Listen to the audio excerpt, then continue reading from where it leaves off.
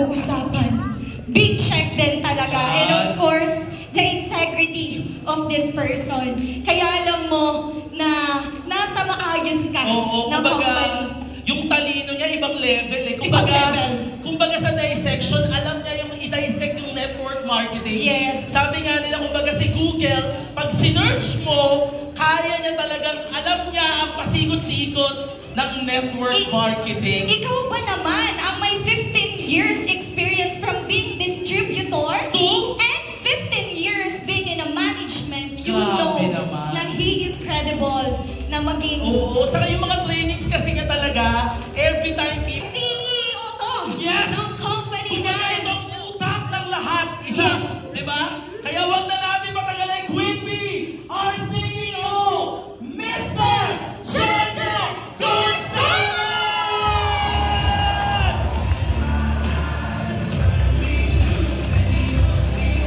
Alright, thank you. Good morning. Good afternoon. Ayan, pwede na bumaupo. Hi. Gumaganyan pa yung isa eh, oh. Talaga nagpapapansin. Una-una, we would like to thank each and every one of you for supporting this event. Hindi po kami ang bida. Ang bida po dito, kayong lahat na nagpunta rito. Lagi namin pinag-uusapan ng team, we are just but an instrument of growth, of solution. Nakaka-overwhelm yung mga nakapost nitong mga nakaraang araw and doon ako mas kinikilabutan at kinikilig. Marami po tayong kasama sa industriya, naghihintay ng big break. Yung iba naman, na-break na ang puso ng industriya. Na-burnout, halos ayaw na. Yung iba, sabihin mo palang networking, kinikilabutan na. Because instead of the industry changing their lives for the better, sometimes their lives changed for the worse. Minsan may kasama tayo na imbis na mapaganda po ang buhay, mas lalo pang napahamak. May mga kasama tayo sa industriya na ang ganda ng promise ng network marketing, pero para sa kanila, network marketing pa yung naging cause ng pain nila, ng breakup nila, ng break ng family nila, nagkautang. And the worst thing that anything or any opportunity can do to a person is kill their dreams. Ang pinakapangit na gagawin ng isang bagay sa isang tao ay patayin yung kanyang pangarap. Kasi pag ang tao namatay ang pangarap, they're just merely existing. They do not enjoy anymore. They do not see the brightness of the day. And when a person doesn't believe or even don't have dreams anymore, mga kaibigan, wala na silang gana sa buhay. Nagiging mechanical na, nagiging survival na lang, and at the same time, naipapasa nila yung ganitong attitude sa next generation. From a person like me who has been in this business for the last 30 years, mga kaibigan, when we formed the Centra, let me just tell you that this is not just an MLM company. For the last few weeks, maraming kumakausap sa akin, mga kasama natin sa industry, coming from different walks of life, coming from different companies. Ang una kong tanong sa akin ng networker, ano complan mo?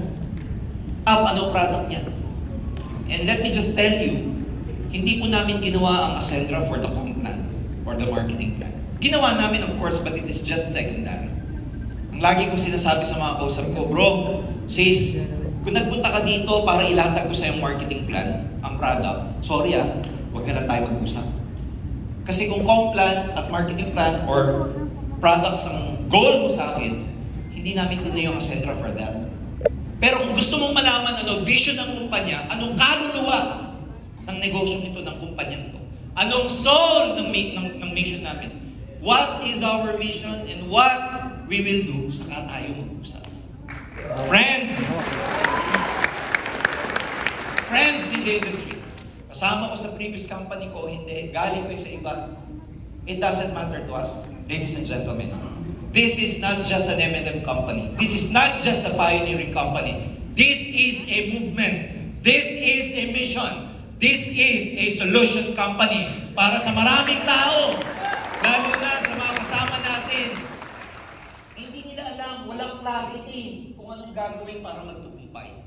Kahit anong ganda ng marketing plan, kahit anong ganda ng product, kung hindi mo alam yung method, yung strategy, yung system Yung step-by-step process, how to get there, all those marketing plans are just merely, palamuti lang. Useless. Ilan dito nagkaroon ng experience sa grupo nyo? Nag-pay in, sumama, buhay ang pangarap, hindi makatulog. 4 months after, babalik sa'yo. Sir, nangihina na ako. Wala akong ma-recruit. Bagsak ang tuka. Hindi motivated. Kaisa-isahan na nga lang yung downline ko. Wala pang ang kabangga na wala pa. Babalik sa'yo. Am I right?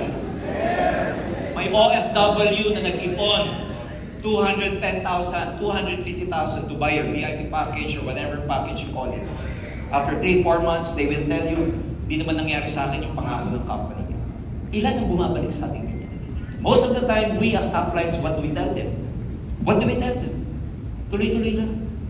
Just be positive. Tama, mali? Tama. Use the law of attraction. Umikit ka. Tamaan talaga tayo. Woo! Marimar. Mag-imagine ka kasi. Tama eh. Umattend ka ng training. But the thing is, ano ba talaga yung kailangan niya? Ano yung solution? What is the process? What is the system or strategy? Ano yung kailangan niya? When a boxer, o nga isang boksingero o basketball player, napapagtaluhan o kaya yung boksingero bugbog sarado, pupunta dun sa corner niya, ang sasabihin ba ng coach, you can do it. Just be positive.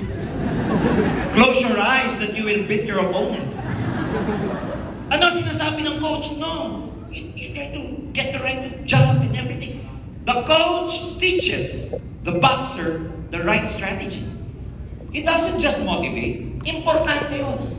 Pero kung puro tayo motivation at walang strategy, at the end of the day, mauubos ang motivation. Ilang downlines, ilang leader dito ang motivated. Pero hindi ka naging successful just by being motivated. You need a strategy. And I'm proud to tell you, strategy, ladies and gentlemen, our Chief Strategy Officer is no less than an icon and expert in the industry, Mr. Joseph.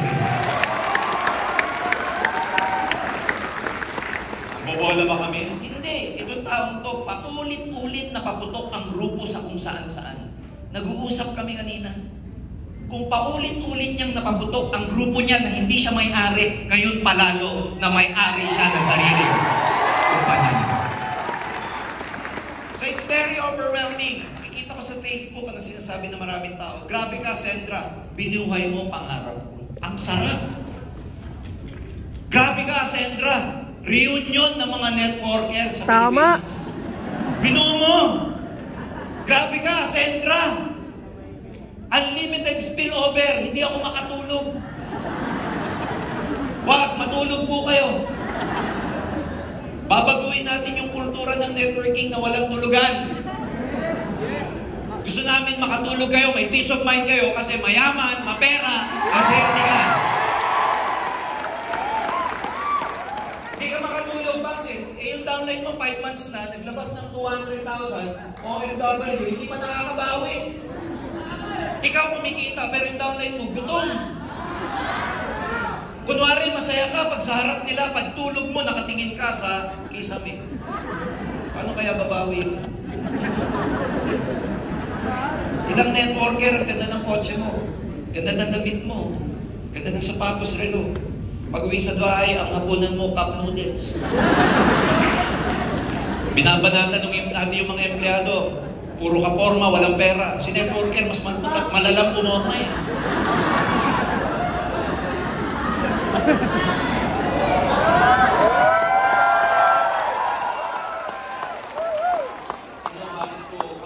Ayaw po namin magpatawag ng owners. Hindi po kami tatawaging owners. Just to correct, some people are calling me press. Please, wag po. Just call me whatever you like. Wag lang press, wag lang boss. You can call me CEO or Sir JG for short. Because Kuya Honey, thank you, Kuya Honey. I believe you. Itong grupong ito, galing kami sa Antipolo. Ito ba namang si CSO kasi natin last week, nag-post, pupunta daw ng Antipolo. Inulan po ang messenger ko. Kasi ang akala ng maraming tao, mag-i-event kami. Saan daw ang event? Eh sa totoo lang, meron lang kaming pinuntang isang grupo, part of our core team. Nag-talk kami ni Mr. Joseph Lim doon about 60 MCs and everything. Bago kami bumaba, may naghihintay sa amin sa McDo. Sa may Unciano McDo. And we talked to the group and they were saying, grabe, pangalan nyo pa lang, hindi namin kailangan palagpasin yung opportunity na to. Pangalan nyo pa lang. Kami naniwala. At the rate that we are going right now, ladies and gentlemen, a lot of people are giving their money and kami na po pumipigil. Without looking into the marketing plan, without looking into the products, nagpe-pay in. Nagbabayad. Walang marketing plan, walang product, hindi alam ang opisina. Bakit hindi alam ang opisina? Hindi pa tapos ang opisina. Bakit o walang product? Parating pa lang ang product sa katapusan.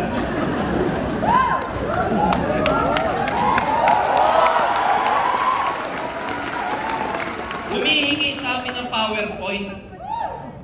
Wala pa po kami PowerPoint. Ang unang-unang pong official PowerPoint namin, ito. Kaya wala pa po. Ang nangyari sa amin ng BOD ng founders, para bang nagluluto pa lang kami, may nakaamoy. Nung naamoy, gusto nang kumain hindi pa nga luto.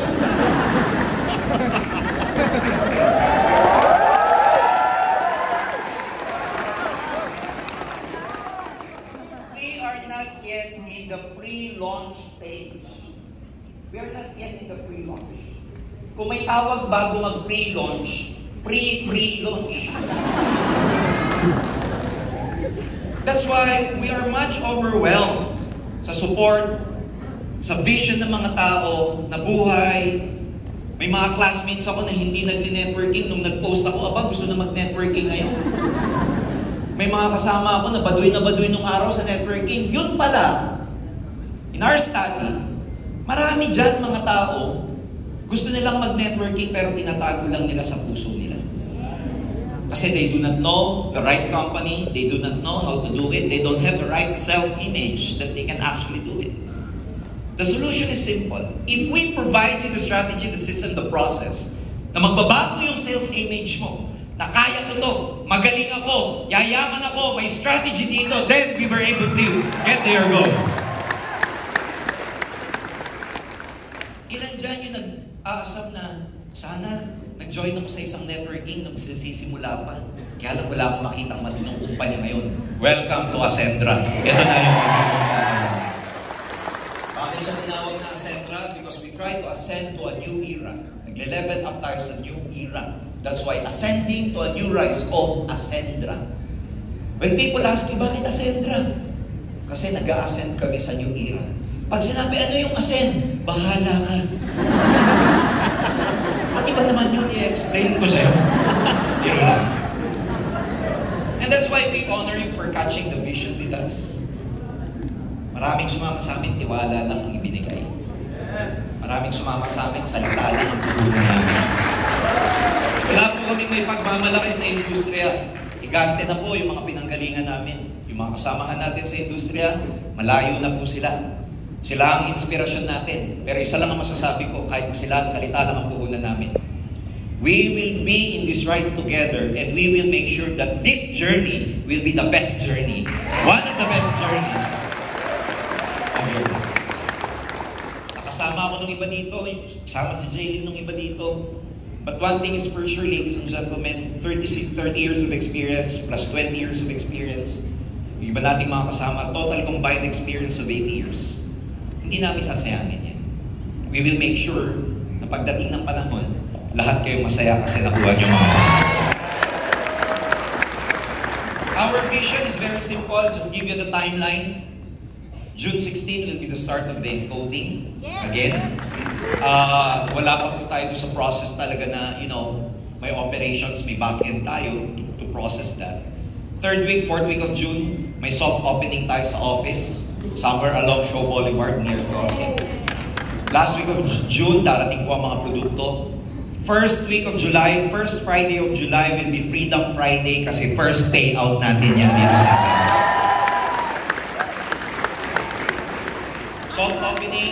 Soft opening lang, walang broad launching. Ang broad launching natin will be in January, 6 months from now.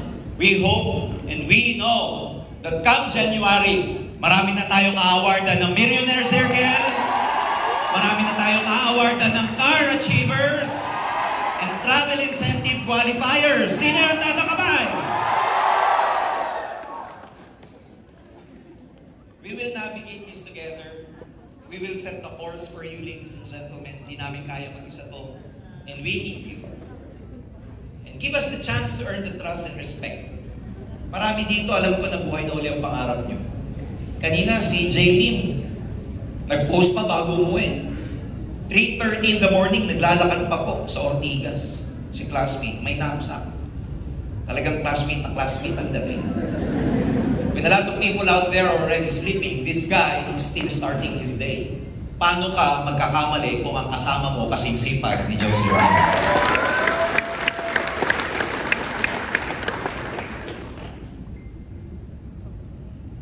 Join us. Join us because this is not just a company. This is a mission. Join us because this is not just a mission, but this, ladies and gentlemen, is a revolution.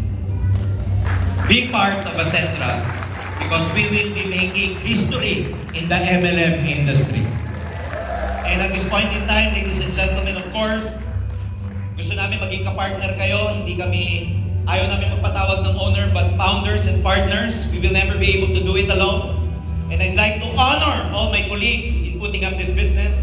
Ladies and gentlemen, let's call on stage CFO. Join us here in stage. CFO. Our COO, Mr. Miko Imson. Ayan. Of course, our CSO, Joseph Lim. Alam nyo, tumutulong sa amin sa backend. Akala nyo ba kaya naming apat ito? Hindi po. May mga katulong kami sa backend. Let me call in, of course, one of our officers na magbibigay sa inyo ng brand experience, na magandang brand experience, and product development officer, Mr. Tin Olatic. Join us on stage.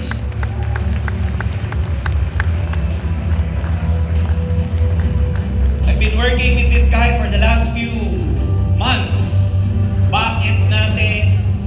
And pinapatibay ang marketing plan, operations, katuwang namin gabi-gabi. Squatter po kami sa kung saan-saan restaurant. Kasi wala kaming opisina. Kung saan-saan po kami nagpupunta para lang matapos yung mga kailangan ninyo. Let me honor, ladies and gentlemen, our Business Development Officer, Mr. Jed Cerilla. Please join us on stage, Jed. Ayan. Wow. So, just to honor these people, mga kaibigan, tumayo ang Ascendra dahil sa 6 na taong ito. Ayan. Tumayo po ang Ascendra dahil sa 6 na to. Pero lalaki ang Ascendra dahil may mga sumuporta sa atin. And at this point in time, irrespective of any group, hindi natin tatawagin 001 ang direct sa company. That's an old term in network marketing since we want to revolutionize. Ang tawag natin sa mga direct sa company or 001, we will be calling them founding partners. Because they are with us, they have founded the company with us. Sila yung mga unang-unang naniwala na salita pa lang, vision pa lang, kinagat na. Most of them, hindi alam ang marketing plan, sumama sa Ascendra. And I'd like to honor them. Pasensya na kayo, nilalayo ko yung telepono. Ladies and gentlemen, join us on stage, Mark Brandon Bade.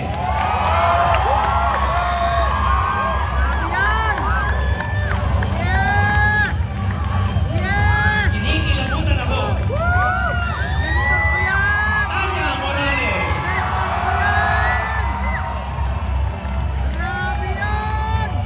Kim Richard Lagrosa.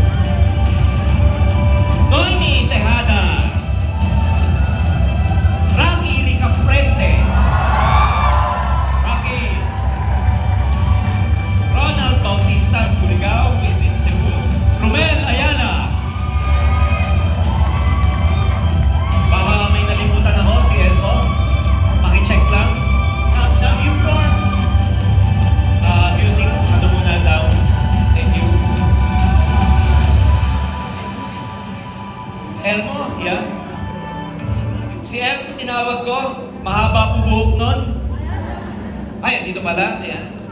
Guys, kindly form. Teka lang ha. Kindly form a very, very good semicircle. This is your day, guys. This is your day. Pakiform po ng maayos para may maganda kayong litrato. Lahat kayo in one way or another nakadugtong sa mga grupong ito. Diyan kayo nakadugtong. Ang tawag sa mga to, ang tawag ko sa kanila ay not company directs. We don't like that to use that anymore. Gone are the days, that's why we are in a new era. Tawag natin sa kanila hindi 001. They have trusted the management, the BOD, just for the vision, the mission, just for the soul of the company. Many of them, if you ask them, they do not even know the marketing plan. But they know the heart. They know the soul of the company. Kung magdadala sa atin, puso. Kung magdadala sa atin is kaluluwa. Given na ang success sa marketing plan.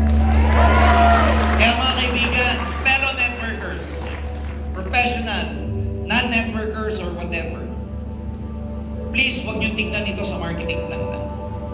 Please huwag niyong tignan ito sa product lang. Mag-usap tayo sa direksyon sa kaya namin ibigay, sa kaluluwa ng negosyong ito, sa puso na pwede namin gawin sa bawat isa. So I honor these people. Wala pong grupo-grupo sa Ascentra. Lahat tayo pamilya. Wala pong grupo-grupo. Lahat to ang alagaan namin ng pantay-pantay. Some of them are from other companies, hindi namin kasama sa previous company. Some of them galing sa kung saan-saan, but they are here with us today. And we honor them. Mga kaibigan, kasama ng management, BOD, founders, itong mga taong to ang tutulong sa'yo. Can we honor them? Can we honor them? Pwede po ba tayong tumayo para sa kanila? Ayan, kaya litratuan mo. Litratuan niyo po itong mga taong to. Lahat ito tutulong sa inyo. Lahat ito tabakas nyo sa negosyo. Ladies and